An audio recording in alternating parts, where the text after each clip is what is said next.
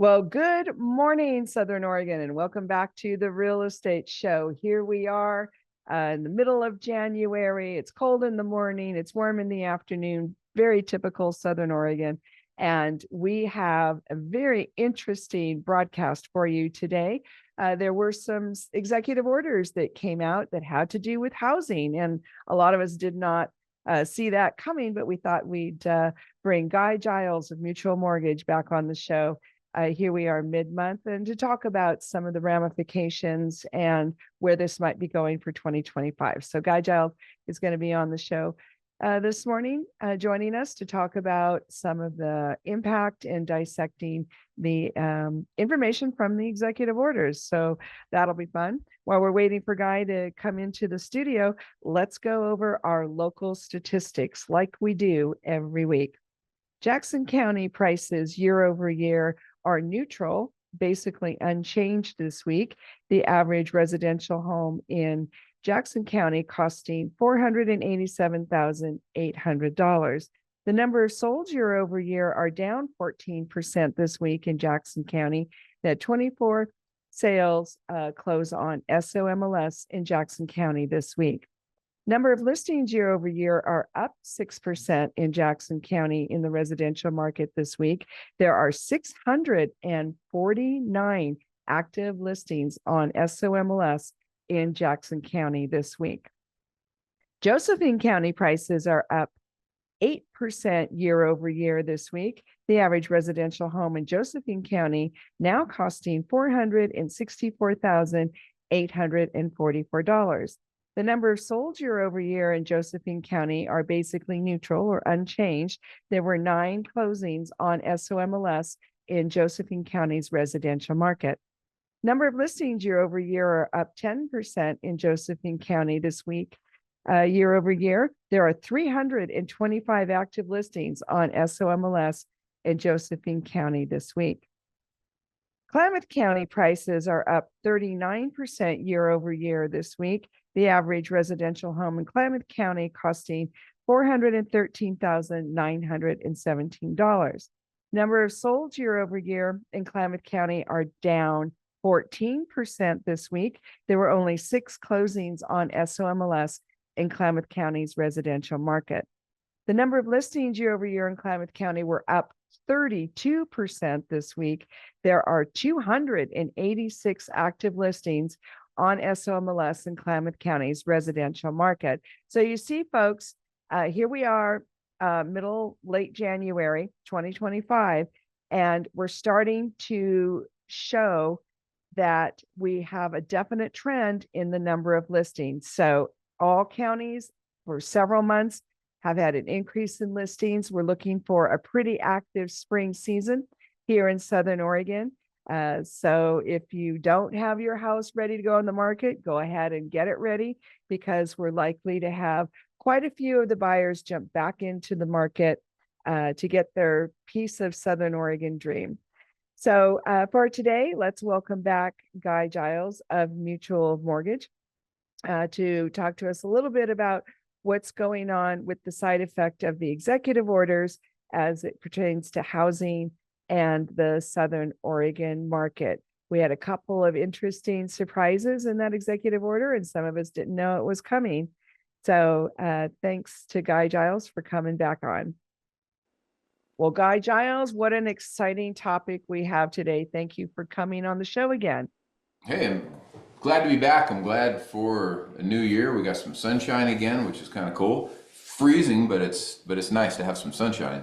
Yeah, this is why we love Southern Oregon. We're just so lucky to live here. I know I thought about that with the fires and everybody down in LA, and I've never lived down there or anything. But I can imagine having one season, basically, maybe 2, and it does not sound fun at all. I mean, I look forward to the cold winter, not as much as I look forward to a long spring or a fall, but just this place, as far as just the season's changing is something, as I get older, the more I appreciate. And Yeah. and not too long, we're seeing buds on the trees, and there will be flowers, and if those people need a new place to go, and they see this place in the spring, I don't think there's going to be any question as to what they're going to want to do. We may get some more transplants up here. I don't know whether they'll come from the fires or not, but we certainly have a beautiful place here.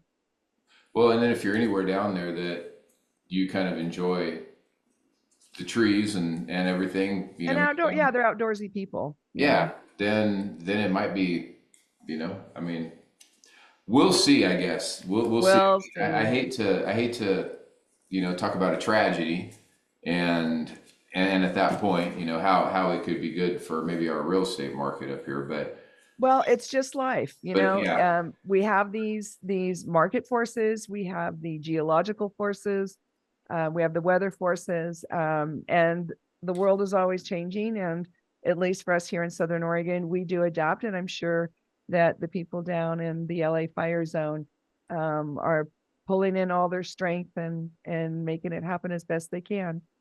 Yes. So we send our best down to them.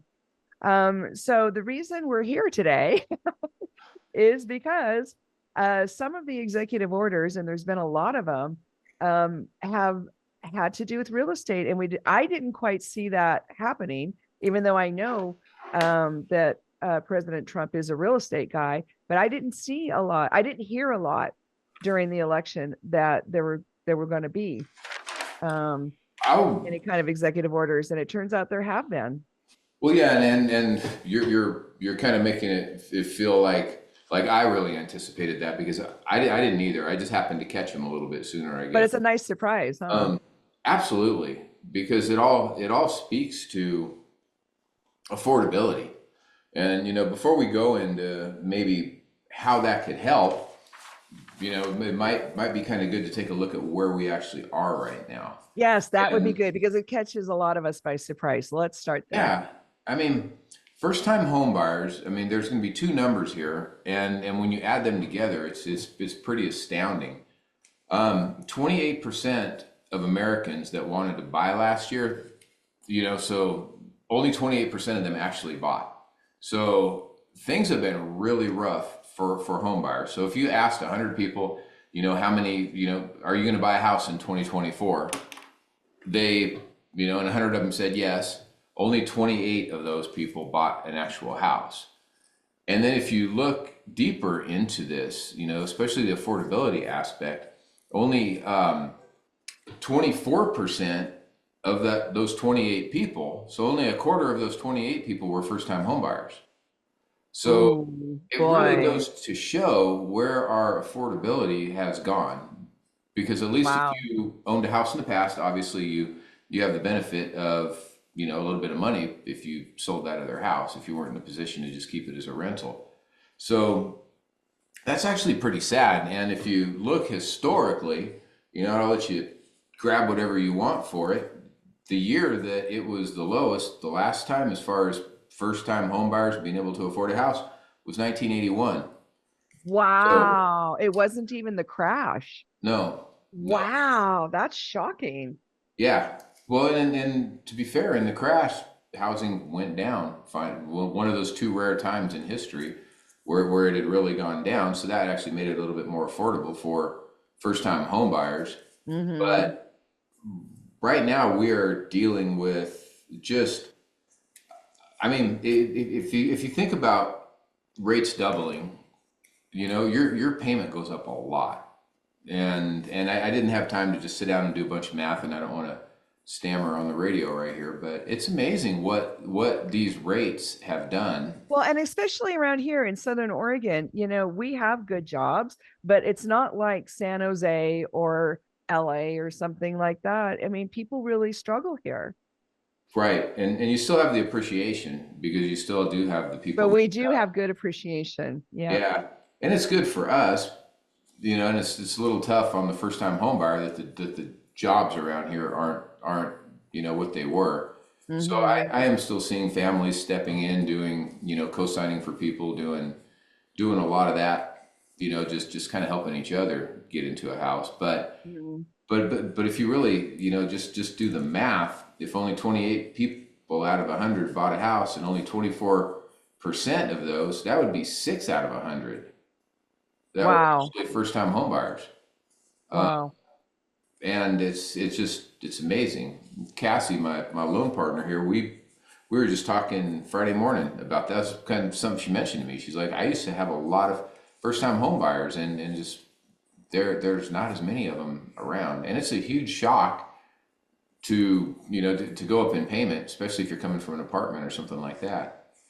Have you done any research into those apartments over there, by Trader Joe's? I think we got what, 900 apartments last year or something? We have a lot. There's been waves. The number I had heard is between 400 and 600, but it wouldn't surprise me that it was 9. And it takes so many years for Oregon to have a development actually show up, on the block. So you got to know that those projects are at least 10 years old or more. Really? I Yeah. That's amazing. And by the Yeah, way, we should to ask make up Brad Bennington that. That's a good question, Brad Bennington question. that would be absolutely true. I know. But it is affecting the rental market. Let me just chime in here and then I'll shut up and let you I talk. didn't know. But the rents are a little bit soft, Hmm. and we haven't had that situation since before COVID. So that's more than 5 years. The rents are not great still. If you're a tenant, you're still overpaying, and that has to do more with the state of Oregon structure than Hmm. anything regulation, right? Yes, Yeah, it's yeah. it's everywhere, and it took me a while to rent one of my houses. I think I have somebody now moving into it, and I don't have 100 houses. Don't hear me wrong, but Yeah. this rental took a few months to fill it, and Well, let's talk about that because that was in the executive order. We're going to have to take a quick break. Don't go away. We'll be right back with Guy Giles. Well, hey, Southern Oregon, welcome back to the Real Estate Show. We have a great topic today. We're talking to Guy Giles of Mutual Mortgage, one of our in-house lenders and also a sponsor of the show. And we're dissecting the executive orders that just came down. And it caught us by surprise, didn't it, Guy, that there was some housing stuff in there? yeah, I mean, I knew they wanted to do something, but it's just kind of funny how everything is connected to something else. My thoughts were, what could happen to help? And my first thought was, well, the Fed could buy a bunch of mortgage-backed securities, and I'm like, Mm-hmm. but then in my heart, that's inflationary. We don't want them printing a bunch of money doing that necessarily. Would it help me and help people directly? Yes. I don't think we've had an appetite for that over the last few years. It really does seem like it's been more pushed towards people towards apartments, but I don't really think that's what young families want. Maybe when you're really a young family before kids, but you want to have a dog and you want to have a yard that you could put that dog in too. See, And and that's a philosophical difference, right?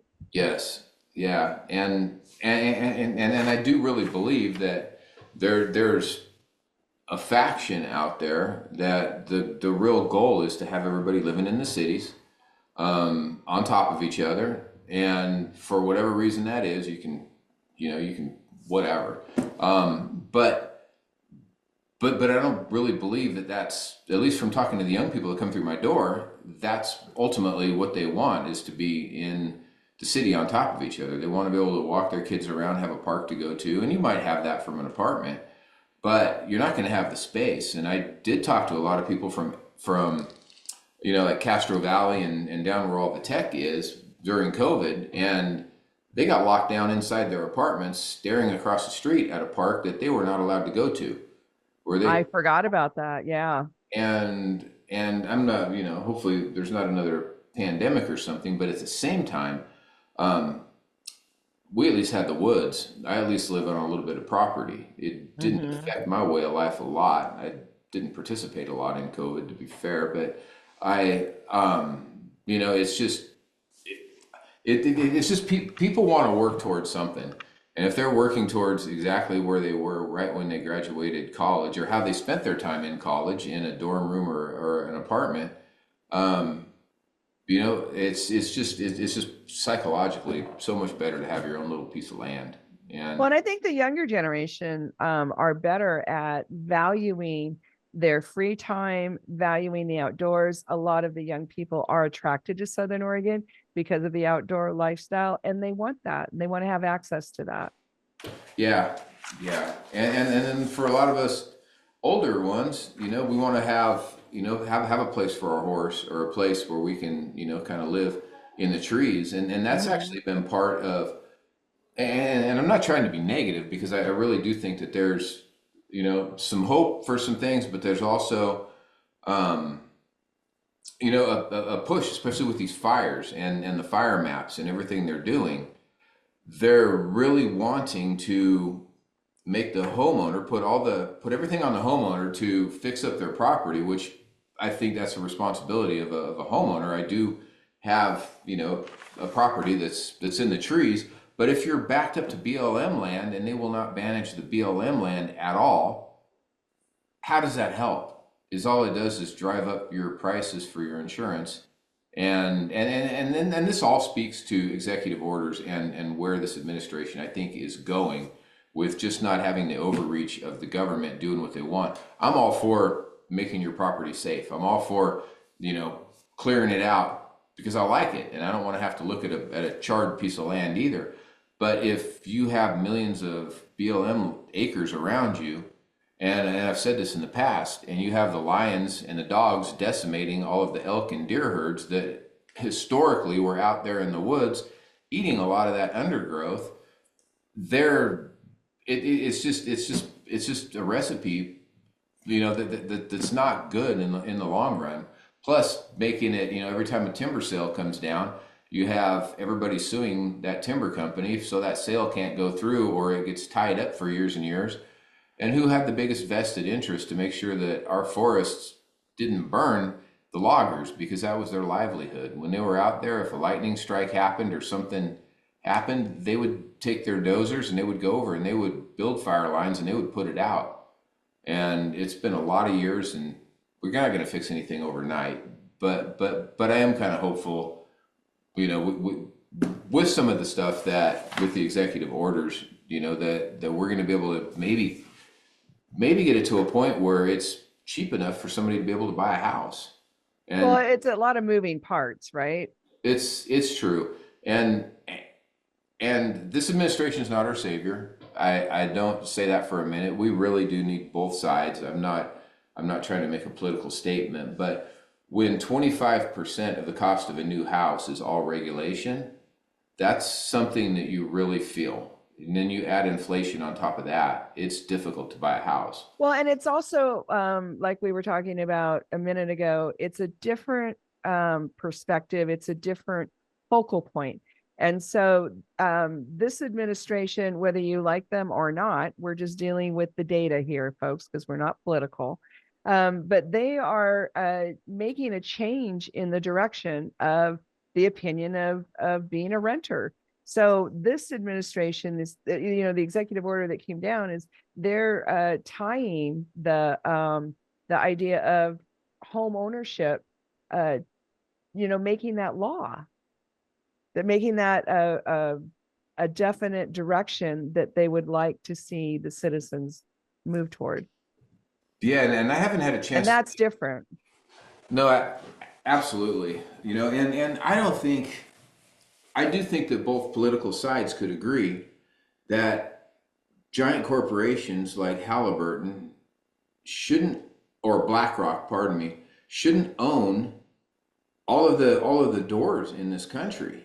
I mean, it should be the American citizens that do that. And we can fight whether you like Trump or don't like Trump, or whether you like whales on the other side or don't like whales. But really, at the end of the day, I think we're all fighting to make sure that special interest groups don't own everything in this country. And that includes China. That includes a lot of big companies, again, like investment groups like BlackRock.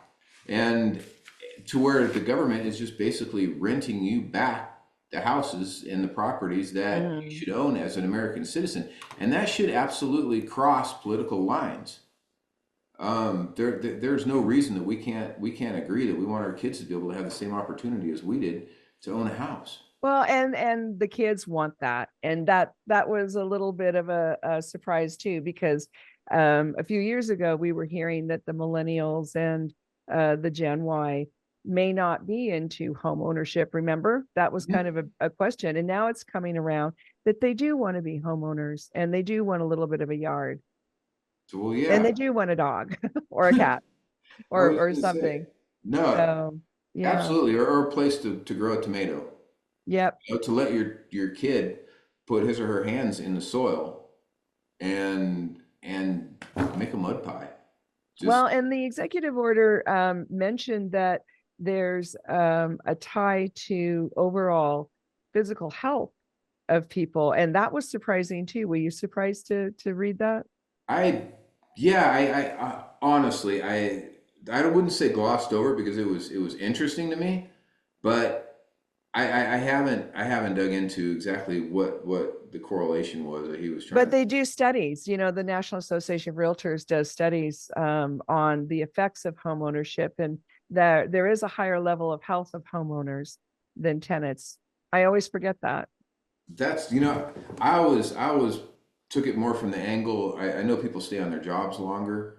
They tend to be, just more stable citizens when you own Oh, there you a house. go. But I had not, I hadn't drawn that line on the health thing. And honestly, it's something that I read about for a minute this morning. Didn't have time to get into, but I think that's definitely worth looking at also. Um, Well, and it all boils down to administrative costs. And what were you saying about the building in Oregon? well, There's quite a high percentage of extra cost. 25% of cost. 25%. And Wow. then and then you go into it's just about letting people do what people do. I mean, there are a lot of high-paying jobs in construction that if we're not building houses, those are good entry-level jobs for our kids.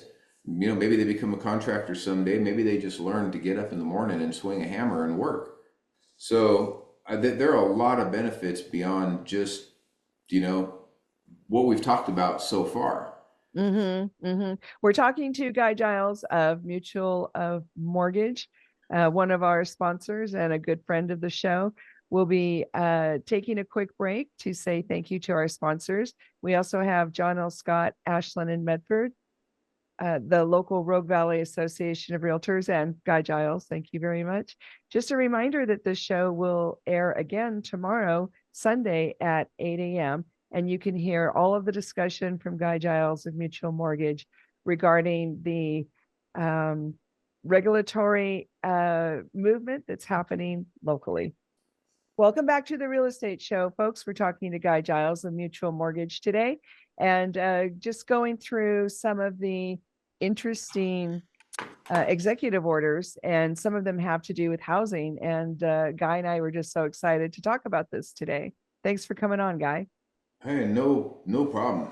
Any time that somebody in government is trying to do something for the homeowner, that's our team. So, Yeah. So let me ask you, how surprised were you that something got addressed in an executive order in the first week of office well, for the housing I'm industry anyway? no, I guess to specifically answer your question, I was surprised because I hadn't heard of anything coming down the road either. Again, I was looking more toward higher level. What's the Fed going to do? Would home loan rates help us? I thought we were at a point beyond return when it came to, let's make sure that you have to have a solar ready house, even though if it's on the north side of the hill. I mean, I'm all about solar. I'm all about alternative energies. But making you retrofit a house that's on the north side of a hill with that seems like it would cost a little bit more than it should to build a Well, house. how do you think that the cost of housing could be lowered through regulation? Well, for one thing, just the red tape you have to go through in order to even start a project. And I am not a builder, so I don't profess to know everything about that. But just all of the fees and all of the the government bureaucracies that go into just doing a house. I remember Hayden Homes was struggling to do their subdivision because they said that there was arsenic in the ground, and Oh, literally arsenic is found naturally in I mean, it's a natural thing. And just because you found it and then you want to build a subdivision on it doesn't necessarily make it unsafe. And I know that's a little bit of a weird extreme thing, but every It's an time example. Yeah. yeah, it's just an example of something that um, that maybe they could have got their subdivision going a little sooner. And I don't want, a bunch of kids digging up their dirt with, arsenic. So don't hear what I'm not saying. But at the same time, in a lot of instances, those things are a little bit overblown. I remember as a kid going up on top of the Table Rocks, and the only place in the whole world that a fairy shrimp lived was on top of the Table Rock. Oh, And and then you see all those white flags out in White City, or the little flags, and you're like, what are those for? And they're like, oh, that's the fairy shrimp. And I'm like, they only lived on top of the hill. I mean, we know they only live on the Table Rocks. That's what we were told. And we do want to preserve and protect the things around us, but just once it gets to the extreme where we're shutting everything else down over something that might not have been that big of a deal to begin with, hmm, that's what makes it really hard and very expensive to be able to get something done. And I know Brad in the past has talked about appliances. He said when a builder would go to build a house, they would have 20, 30 appliances that you could choose from. And then they were down to two or three or four. And again, I like conserving things, but if you have to flush your toilet four times to get the same thing done that you used to have to do it in one, how are you saving water? Well, and I'm so happy to hear that natural gas is making a comeback because in the Northwest, that is a big deal for us. We have a lot of natural gas and we love our natural gas appliances. So it's nice to hear that that's coming back. And so when people go to buy a house, like an existing house that is older, maybe from the 70s and 80s, a lot of those have gas furnaces. And you write a lot of loans on houses like that, and it might be fun to see those make a comeback. Oh, yeah. I mean, it literally is the most efficient way to heat. And And it's a nice heat. yeah, you know what? There is a difference. I put one of those. I put one of those into a house right before I moved out of it, and that was like the biggest thing that was kind of bumming me out from doing it. And I don't want to say that a lot of good things haven't come from some regulation. I mean, we do want that same house. The insulation in it wasn't as good as a brand new house. So That's true. so there is a line in the middle. I would encourage everybody to just be able to kind of look at both sides because it's the answer somewhere in the middle. And Hmm. I always tend to take my conversations a little bit too extreme sometimes, but we do need both sides. And we can't talk about efficient heat without talking about efficient houses also. But Hmm. but I think there's a sane way to go about it and a not so sane way to go about it. You shouldn't Hmm. be able to just walk in and say, "Hey, I'm going to put a bunch of pallets up, and this is going to be my house." But at the same time, you can't go overboard with just what you have to do to that house to make it habitable. Hmm. Well, and the new construction in Oregon is all electric for the most part. So again, the natural gas making a comeback, that was just very welcome. And yeah, I hope that trickles down to Oregon because I don't really know how much the federal government and the state government do or don't line up on that. We'll have to talk to Brad Bennington about that.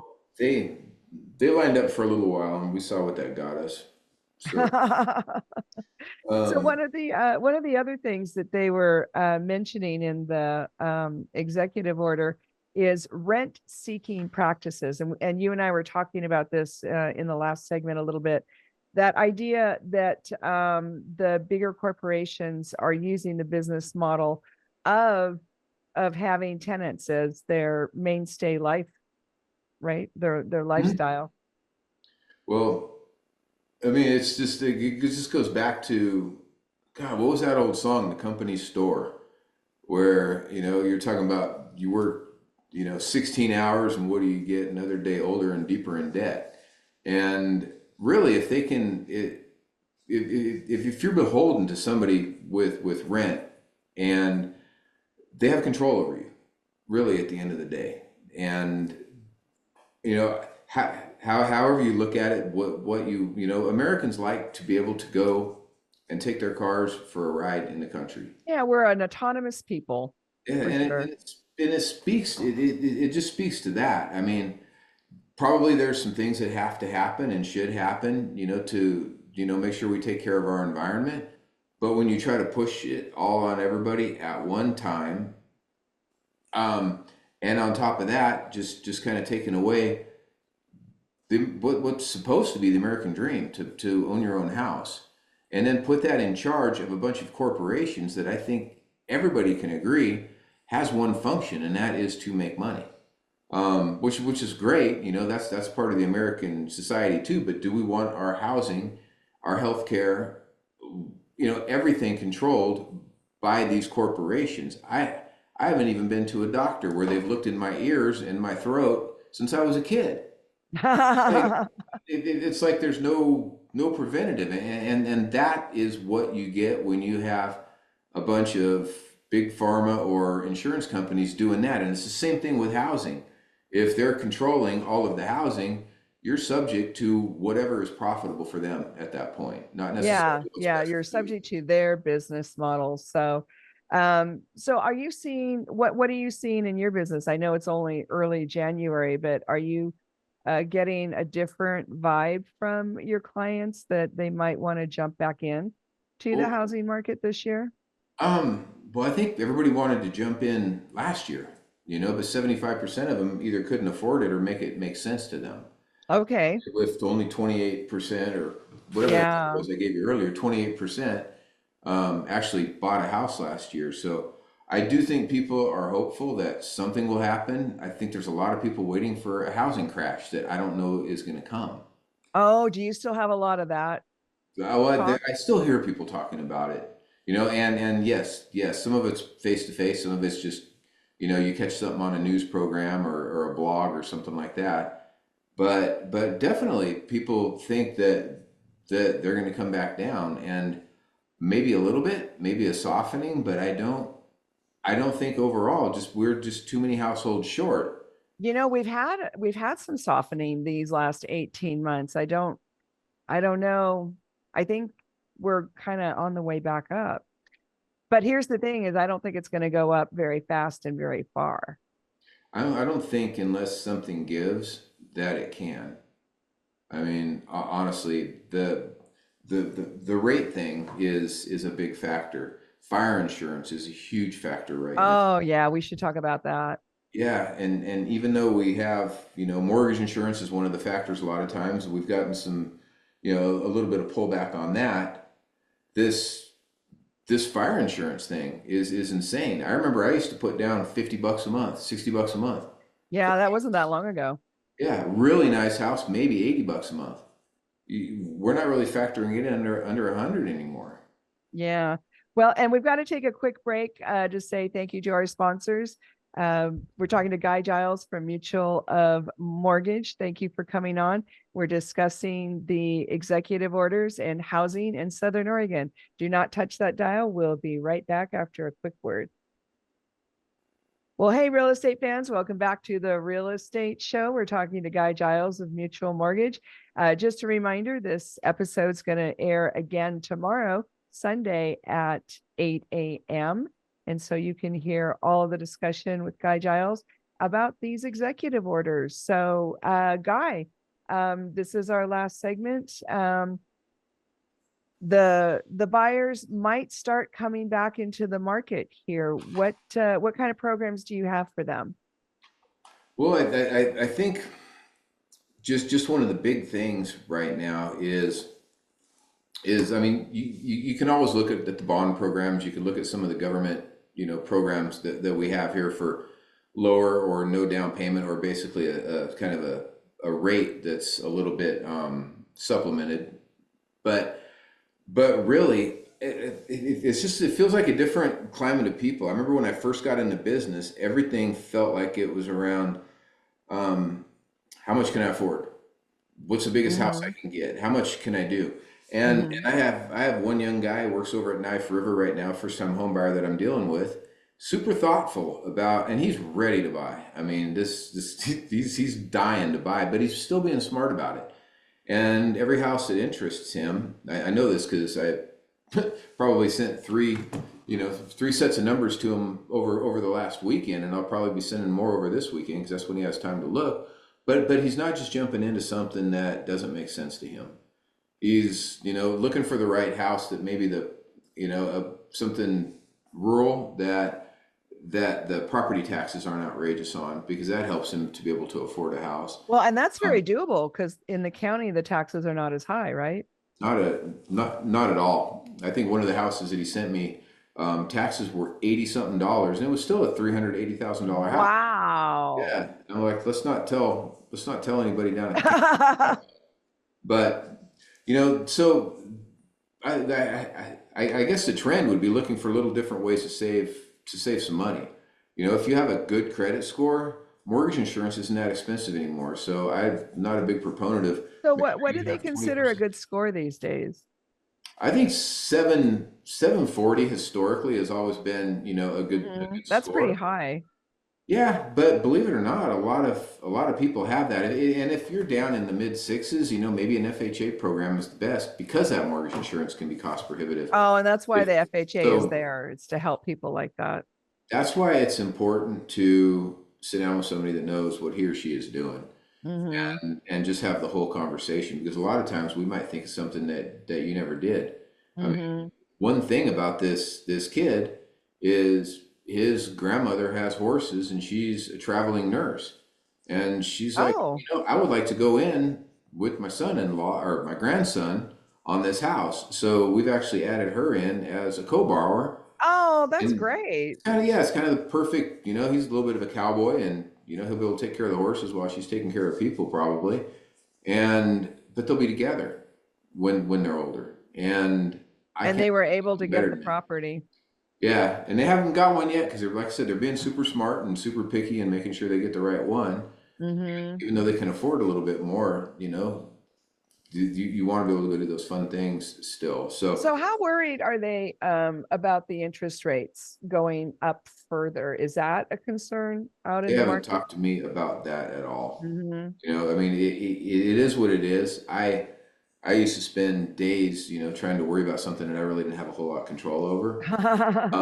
So now I just look for more, just try to think of other things that you might not right off the bat. You might be saying I'm going from $1,600 to $2,600, and that seems awful, but I have my 20% saved, and this is going to suck, but I'm going to do it. And I say, you have a 750 FICO score. Why don't we pay off your trucks and your car, and we just saved you $1,400, Oh, wow. and your payment, really isn't that much higher. And the net to you at the end of the transaction is you're actually saving $200 a month, or Wow. paying $200 more for the house than you were paying, when you had all of your other payments and your rent.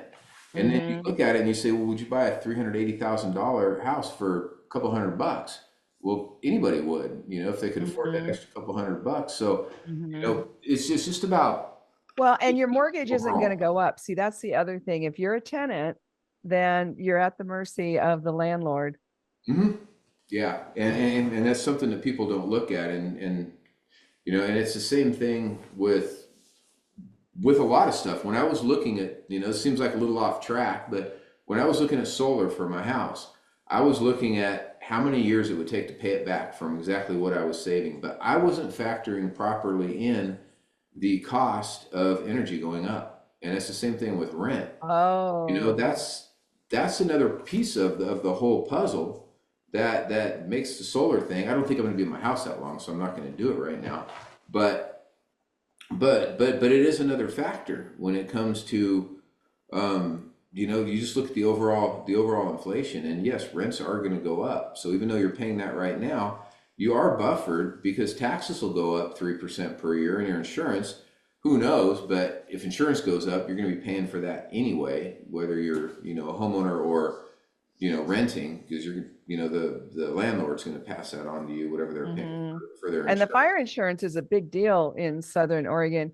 You own country property. Did you get any notices in the last couple of weeks from Out the of my insurance properties, I company? got two, and I honestly felt like my one house that I have a very very young orchard on, and other than that, there's barely a tree on the property. And I say that my Mhm. orchard is like 17 trees, none Okay. over 10 feet tall. It's an orchard to Thank you for me. clarifying. Um, but my other property, I'm not going to look anybody in the eye and say that's not a high fire danger. I mean, it's on the river in Gold Hill, right in that canyon. And if Uh-huh. fire came through there, even though all the properties are irrigated. So, I mean, it's kind of, but there's all timber on every tree. So, Hmm. Which is that why really we does. we live in Oregon. It's because we Yeah, like I, trees. I, I, I can't say anything about that fire map on that house. I mean, yes, I'm going to try to fight it a little bit, but at So the same what did the letters say? It just basically said that I was in a high fire danger out there. There was different color codes, and they sent out these maps, and I Oh, is that looked what at a they couple of did? the maps, and legitimately that property should probably be on there. But I also don't want a government that's coming down and hand picking everybody that chooses to live rural. Because the other property that I got the loan on, I'm right out. I'm right out in, by it should be White City is where I actually live. I'm right Oh, off on the the highway. flats? Yeah, I have 4 acres. It's flat. There's some trees, barely any, Uh-huh. and I needed some flat horse property. So, I have a riding arena, my little orchard, and it's not a fire danger out there. But I got the same exact risk factor on that Oh, house did as you? I did my house on the river that Wow. legitimately is a high fire danger. Uh-huh. So, Uh-huh. if the goal is to make it so cost ineffective to live in the country, I think it's important that we think about that too, because maybe that is the goal, especially when they're not doing anything to manage our forests. And Right. our forests are the ones that will uncontrollably burn and be more of a detriment than a house and a property that's pretty much cleared out. Yeah. Yeah. But it's all about balance. And when we were managing the forest as an entity, then there were fewer problems. And there Right. was Because a a lot lot of us who've more. lived here for a long time, we don't remember fires No, from when we moved. no, and it's if the climates change, and but you cannot blame it all on that, especially when they go try to put out a fire down in Southern California, and there's no water in the hydrants and no water in the reservoir when they had record Mm, rain last year. Those are yeah. policies. Yeah. Those are policies. Those are not just nature. The Santa Ana winds have been the Santa Ana Yeah. winds forever. I said I never lived down there, not super familiar with it, but you're right.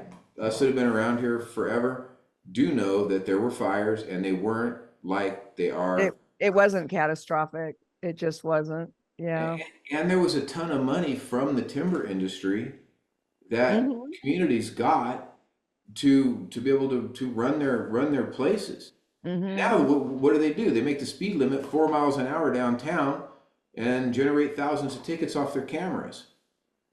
I think there's a better way to generate revenue. That's just me. Well, and it's all about balance, and we're lucky to be in Oregon and not California right now, because Oregon is a little bit in front of all of that firework, which is great, and it all affects housing because if people are afraid to live here in Southern Oregon, then they're not going to move here. Right, right. So So we've got to wrap it up. How do people get a hold of you, Guy? probably the best thing is my phone. You can call or text, and my number is 541-944-6987. And Or you can text, call, yeah, or email. What's carrier your pigeon, email? whatever. Can we have your email? And my email is giles at mutualmortgage.com. And he's very easy to get a hold of, very easy to talk to, and really knows his stuff. So thank you so much for coming back on the show again, Guy. Thank you very much. All right, everybody have a great Southern Oregon weekend. We'll see you next time. Bye now. Thank you.